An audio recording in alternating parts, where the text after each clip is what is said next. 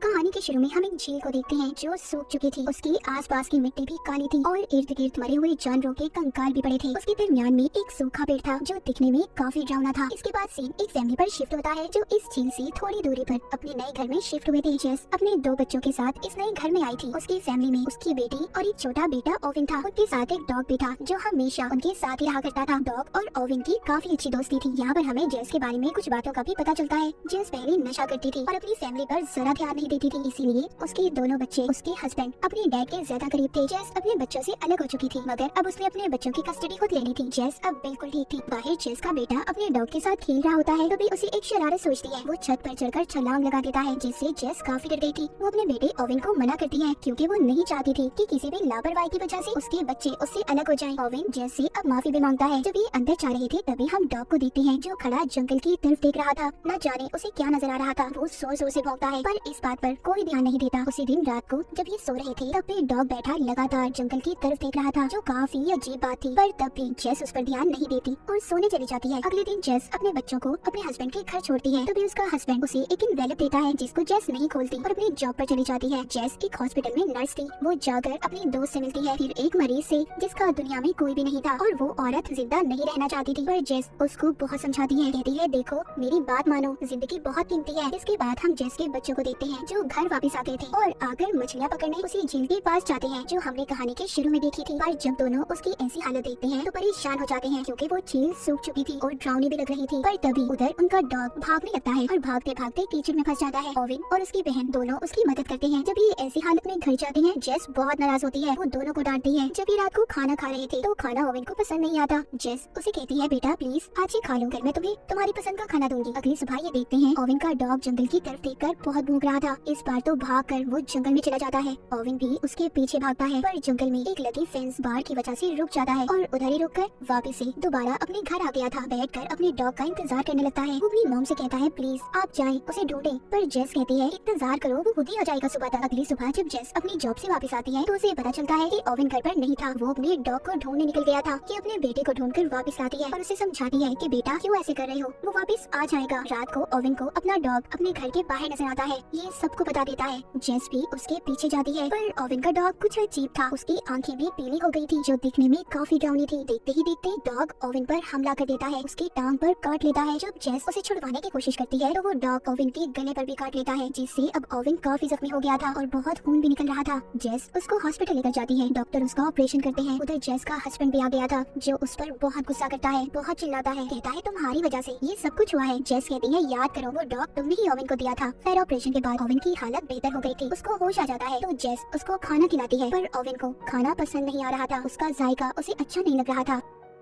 जेस को ये लगता है शायद ये उसकी तबीयत की वजह से ऐसा है, पर ऐसा क्यों था, क्या हो रहा था ओविन के साथ, इसका पता हमें थोड़ी देर बाद ही चलेगा। अगली सीन में हम ओविन को देखते हैं जिसकी हालत अब ज्यादा खराब हो गई थी। उसके मुंह से झाग निकल रही थी। डॉक्टर्स को भी समझ नहीं आ रहा था कि उसके साथ हुआ क्या है, इसीलिए वो ओविन को बेहोशी का इंजेक्शन देकर उसका खून टेस्ट करवाते हैं। पर इनसे भी डॉक्टर को कुछ पता नहीं चलता। थोड़ी देर बाद ओविन को जब होश आता है तो वो उसी खून को पी जाता है जो उसे चढ़ाया जा रहा था। जेस ये देखकर काफी परेशान हो जाती है पर इस बारे में वो किसी को कुछ नहीं बताती। अब ओविन को खून न मिलने की वजह से उसकी हालत और भी ज्यादा खराब हो रही थी, इसीलिए जेस उसको लगातार खून पिलाती है। ये खून वो हॉस्पिटल के ब्लड बैंक से चुराया करती थी। जब ओविन घर जाता है तो जेस हॉस्पिटल से बहुत से खून के पैकेट चुरा करने आई थी। वो अपनी बेटी से छुपाकर ओविन को खून पिलाती थी। एक दिन ओविन की जरूरत हद से बढ़ जाती है, वो सारे के सारे पैकेट एक साथ ही पी जाता है। जेस जब ये देखती है काफी परेशान हो जाती है। उसे समझ नहीं आ रहा था कि आखिर उसके बेटे को हुआ क्या था। अब उसे हर जगह से खून मिलना भी बंद हो गया था, इसीलिए जेस अपने बेटे को जानवरों का खून पिलाना शुरू करती है। पर जानवर का खून पीते ही ओविन की हालत खराब हो जाती है। जेस के पास कोई और रास्ता नहीं था, वो ओविन को अपना ही खून निकालकर पिलाने लगती है। वक्त के साथ साथ ओविन की खून पीने की चाहत अब बढ़ती जा रही थी, जिससे जेस बहुत परेशान थी। इसी वजह से उसने उसे स्कूल भेजना भी बंद कर दिया था। एक दिन जेस रिसर्च करती है कि आखिरकार उसके बेटे को कौन सा इन्फेक्शन हुआ है कि वो सिर्फ इंसानों का खून ही पीना चाहता है। पर जेस को इसका कोई जवाब नहीं मिलता। अपना खून पिला पिलाकर उसकी हालत भी अब अच्छी नहीं थी। जेस को किसी और इंसान की जरूरत थी जिसका खून वो अपने बेटे को पिला सकती। अगली सुबह उसका हस्बैंड बच्चों को लेने आता है। जेस इस बात से बहुत परेशान थी। वो एक बोतल में अपने बेटे को खून देती है, कहती है बेटा अपना ख्याल रखना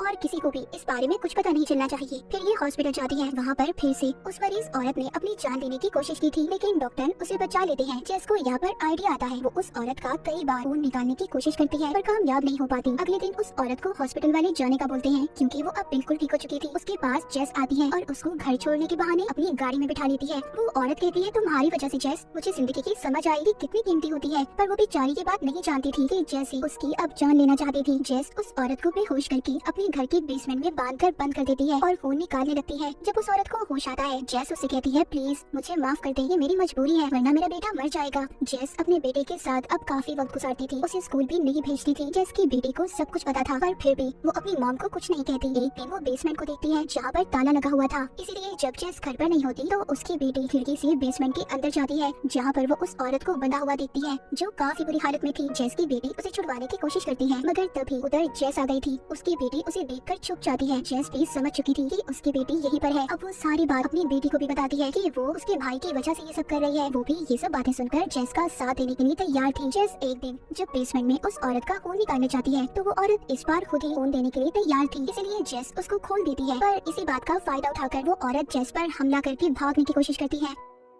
उसी वक्त पुलिस भी जेस के घर आ गई थी जो उसी औरत को ढूंढ रही थी जिसको जेस ने अगवा किया था। पर किसी तरह जेस उसको दोबारा से बेहोश करती है और फिर ऊपर जाकर पुलिस से बात करती है। अगली सुबह जेस के बच्चों को उसके हस्बैंड के घर जाना था। जेस अपनी बेटी को उसके भाई का ख्याल रखने का कहती है। वहाँ जाकर ओवेन अपने डैड की दूसरी बीवी को बड़े गौर से देख रहा था और उसका खून पीने का सोचता है, लेकिन उसकी बहन साइड पर ले जाकर उसको समझाती है और थोड़ा सा खून पीने के लिए देती है पर वो सारा खून ही पी गया था। ओवेन की बहन अब समझ चुकी थी कि ओवेन अब आहिस्ता आहिस्ता अपने ऊपर से कंट्रोल को खो रहा है। जब वो वापस आती है तो सारी बातें अपनी मॉम को बताती है पर जेस अपने बेटे को और खून देने की बात कर रही थी। फिर ये लोग घूमने जाते हैं। जेस जब अपने घर वापस आती है तो बेसमेंट का दरवाजा खुला हुआ था। वो औरत यहाँ से भाग चुकी थी जिसको जेस ने कैद किया हुआ था। वो भागकर जंगल की तरफ जा रही थी। उसके पीछे ओवेन भी जाता है। वो औरत तेजी से भागते हुए ध्यान नहीं देती और जंगल में लगी सेंस बाढ़ से उसका गला कट जाता है। वहाँ पर उसके पास ओवेन भी आ जाता है, बाद में जेस भी। पर जेस आकर अजीब सा नजारा देखती है। ओवेन उस औरत का खून पी रहा था जो काफी डरावना था। जेस सबसे पहले उस औरत की लाश को छुपाती है। अगली सुबह जेस फिर से ओवेन को अपना खून देती है पर अब वो इस हालत में नहीं थी कि अपने बेटे को और अपना खून पिला पाती, लेकिन ओवेन बार बार खून मांग रहा था। तभी उसके घर पर जेस का हस्बैंड आता है जो साथ एक ऑफिसर को लाया था क्योंकि उसका कहना था कि जेस उनके बेटे को स्कूल नहीं भेज रही। दूसरी तरफ हम जेस की बेटी को देखते हैं जो उसी झील के पास जो पेड़ था उसकी तरफ देख रही थी। वो जब उस पेड़ के पास जाती है तो उसे कुछ अजीब चीजें नजर आती हैं। वो वापस आकर जेस को बताने की कोशिश करती है पर जेस का हस्बैंड उसे बात नहीं करने देता और गवर्नमेंट ऑफिसर की मदद से दोनों बच्चों को अपने साथ ले जाता है। उनके जाने के बाद जेस फिर से अपना खून निकालने की कोशिश करती है ताकि वो अपने बेटे को खून पिला सके। उधर जेस के हस्बैंड के घर पर ओवेन अपने डैड की दूसरी वाइफ के बेटे का खून पीने की कोशिश कर रहा था। उसकी बहन आकर उसे रोकती है जिसके बाद वो उसे उसी जंगल में ले जाती है। वो उसको बताती है कि मैंने उस सूखे पेड़ के अंदर कुछ देखा है। वो कहती है कि मैं उस पेड़ को जलाने वाली हूँ ताकि मैं तुम्हें बचा सकूं। पर ये बात सुनते ही ओवेन उस पर हमला कर देता है। ओवेन की आंखें भी उसकी डॉग की तरह ही पीली हो गई थी। उसके चेहरे पर उसकी नसें नजर आ रही थी। ओवेन का ये रूप देखकर उसकी बहन डर जाती है और भागने की कोशिश करती है। दूसरी तरफ उसके डैड उन्हें ढूंढते हुए जेस के पास जाते हैं। उन्हें लग रहा था कि शायद उनके बच्चे जेस के पास हों, जबकि वो वहाँ पर नहीं थे। जेस भी अपने बच्चों के बारे में सुनकर काफी डर जाती है। तभी उसे याद आता है कि उसकी बेटी ने उसे सूखे पेड़ के बारे में बताया था। ये फौरन वहाँ पर जाती है। वहाँ जाकर तो अजीब ही नजारा था। देखती है कि ओवेन बिल्कुल भी अपने कंट्रोल में नहीं था। वो अपनी ही बहन का खून पीने की कोशिश कर रहा था। जेस आकर ओवेन को समझाती है पर उसकी बेटी कहती है मॉम ये हमारा ओवेन नहीं है। ओवेन बिल्कुल एक शैतान में बदल चुका था। जेस उसको वहीं उसी मिट्टी में दबाकर मार देती है। ये काफी दुखी सीन था। जिस बेटे के लिए जेस इतना कुछ कर रही थी अब उसे ही मारना पड़ता है। ओवेन मर चुका था। जेस अपनी बेटी को कहती है कि इस बारे में वो किसी को कुछ नहीं बताई, सबको ओवेन की मौत का हादसा बताती है। पर उसके बेटे की मौत की वजह से उसकी बेटी की कस्टडी भी उससे छीन ली गई थी।